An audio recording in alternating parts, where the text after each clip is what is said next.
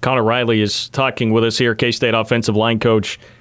You know, a lot of what you said, and I don't want to characterize your message incorrectly, so feel free to correct me if I'm wrong after this, but a lot of it is centered around the responsibility of us as white people in this country and what we need to be doing to shift this conversation and shift a lot of the systemic racism issues that we have right now. What do you feel like is the responsibility of white people in America at this moment in time in our country?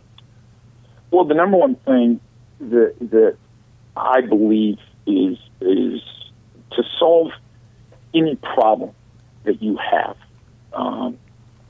The number one thing that you need to do is acknowledge that there's a problem. Too often, people don't acknowledge problems in society if it does not affect them, if it does not impact them directly. And the number one step that we have to take is saying that we do have an issue in this country.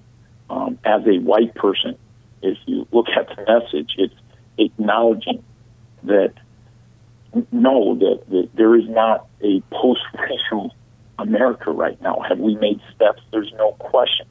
And our history with race in this country is a stain on this country. It really is. And we can improve, and you have to believe that you can improve.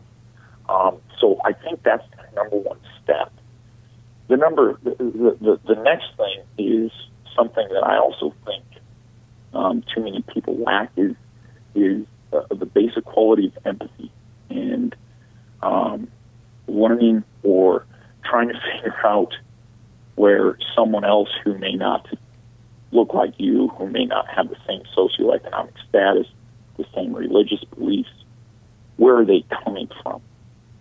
And if you begin to understand another human being, then you can learn a lot, not only from them, but also learn a lot of where they're coming from.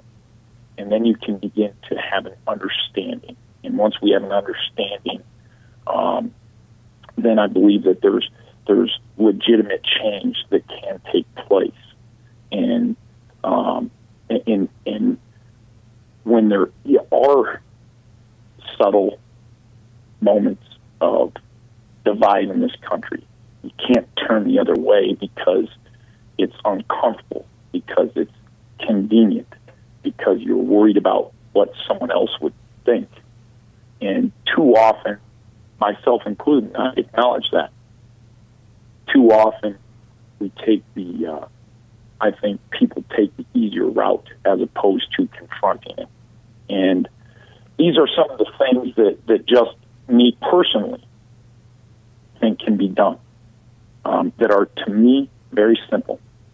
And that's continue to educate yourself, continue to get to know people who are different, continue to get to know people who may not be able to help you out. It's what we call servant leadership. And it's something that Coach Kleiman has talked about a ton, is, being a leader and having those qualities without expecting anything in return, without doing it because you know that you can get something in return. So I don't have all the answers. I certainly do not. But those are some easy steps in my mind that we can begin to take to actually force real change within this country. Well, from what I can see, the reaction has been mostly positive to what you did put out there on Twitter. I do get frustrated when I see this pretty commonly. It was a couple times in the responses to this, but someone like Tim saying, hey, people like you make it sound as if being born white is a negative. It's not any more positive or negative than being born another color. Stop buying into this narrative. I mean, it's so frustrating to me because, look, as somebody who grew up in the Midwest in Johnson County, middle-class white dude, it's not that hard for me to stop and acknowledge the privilege that comes along with that. I guess what would your response be to those that do feel that way and had that response to your comments? Yeah, it's unfortunate because I think they're actually missing the message and the point of it. And at no point am I apologizing for who I am. However, I am acknowledging that, yes, me as a white male contains certain privilege. And once you recognize that so many things that we may take for granted, honestly, so many things that we take for granted as a white person, that someone of color is not afforded that same just basic right, then you begin to understand that, yes, there is a privilege of being right. Now, it's something that some people may look at, and what I mean that we're continuing to learn is that it shouldn't be a privilege. It shouldn't be something that you feel you're fortunate enough to have. But it is something that I'm fortunate enough to have relative to so many other fantastic members of our community. So it's not that I'm apologizing because of who I am. It's acknowledging the fact to me that there is privilege, and it has nothing to do with the character of the person that I am, has nothing to do with any accomplishment that I've made. It has to do with the fact that I was born white and not black. And those messages do become very frustrating. And those, to me, John, that's what needs to change, because that's denying, that is a way of creating a new narrative that there isn't an issue within our country. There isn't an issue with how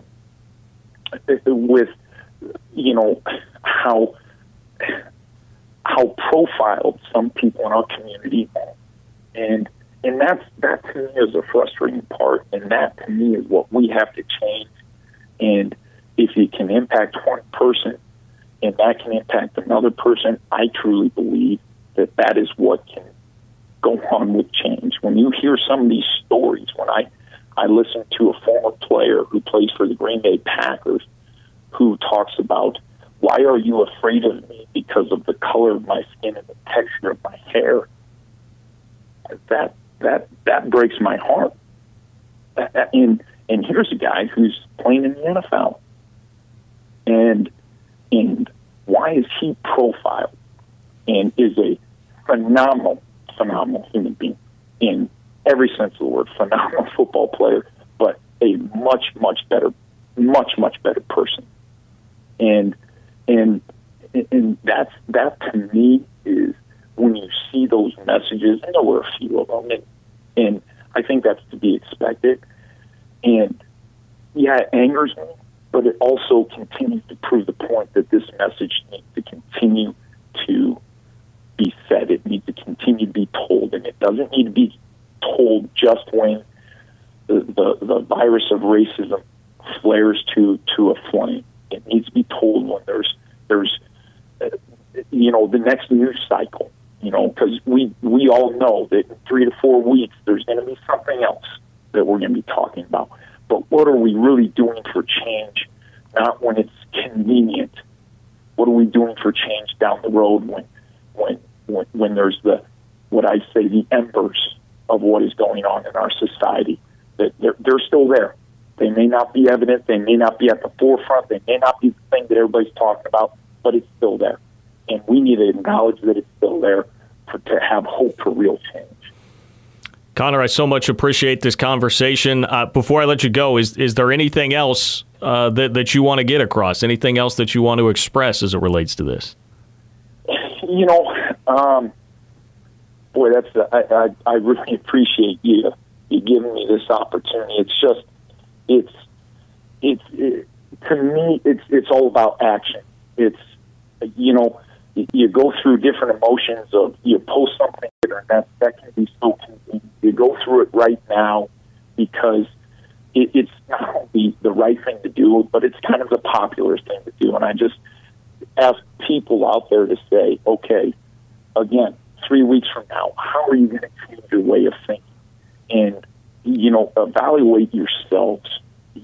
I try to do that in my coaching. I try to do it in my parenting and everything that I do and who I am. And say to yourself, can you be better? Can you change who you are? Can you change maybe that one person who says, boy, I'm not going to apologize because of this. Well, what is that ultimately telling you? Can you talk to them? Can you get out? Can you get to know someone so you can help them out in some way?